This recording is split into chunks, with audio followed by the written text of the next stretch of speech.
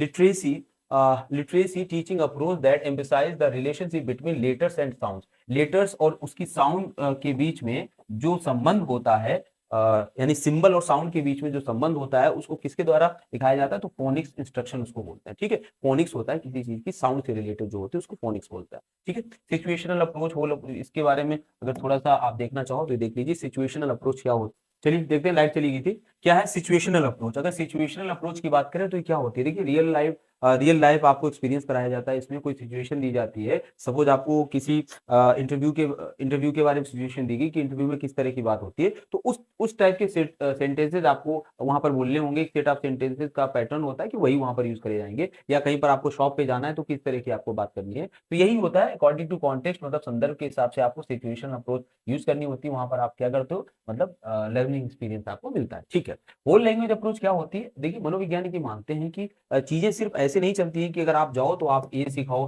या अगर हिंदी की बात करें तो आप का सिखाओ और फिर गा सिखाओ, तो इस तरह से ना सिखा करके आप, क्योंकि इनका अपने इंडिविजुअली कोई मतलब नहीं होता है, वो ऐसा मानते हैं, तो आपको अगर इसको किसी के साथ जोड़ना है तो आप जैसे किसी को पढ़ा सकते हो, बच्चे को कलम, तो कलम अगर बोलोगे, क्योंकि उसने उन सेंटेंसेस को सुन रखा होता है, अपनी जो जो भी उसके पास मातृभाषा होती है उसमें सुन रखा होता है, तो वो इसको आसानी से समझ जाता है, और धीरे धीरे इनका जो पर्टिकुलर इसमें जो अक्षर यूज हुआ है, लेटर यूज हुआ है, उसको भी वो जानने लगता है। तो होल लैंग्वेज अप्रोच ये कहती है कि हमें चीजों को, भाषा को पूरी एक वे में सिखाना चाहिए। मतलब जैसे यहाँ पर लिखा भी है, a learning method that treats the language as a whole, है ना। Language should not be broken down into letters and और कॉम्बिनेशन ऑफ लेटर्स। हमें उसको लेटर्स और कॉम्बिनेशन ऑफ लेटर्स में पार्ट में डिवाइड नहीं करना चाहिए, बल्कि उसको instead of making meaning relation each other in the context, बल्कि वो साथ में रहकर एक अच्छा मीनिंग देते हैं। तो हमें बच्चे को लैंग्वेज को एज अ होल सिखाना चाहिए। ठीक है, आगे है फोनिक्स अप्रोच, कहती है phonics that is related to sound. तो वहां पर यही होता है, matching the sound spoken English in individual letters और ग्रुप ऑफ लेटर्स। जहां पर हम